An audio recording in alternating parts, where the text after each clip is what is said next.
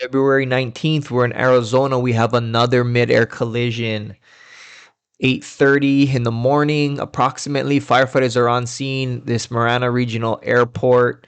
Two aircraft, but one of them went down. So this one here was a Lancair 360, November 3602 Mike. Here it is.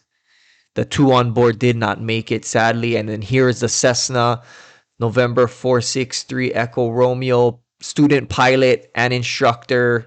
They did a go around and landed safely. So thank goodness for that. There's the airport and the runway 30, and there's an uncontrolled airport. So we'll see if that played a factor with their communications.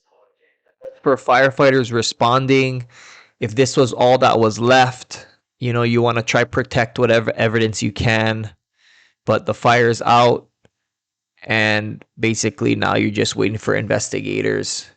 Here's the flight aware of that Lancair, and a quick update. Condolences, prayers to the families. Sorry for them killing you. I'll see you guys next time.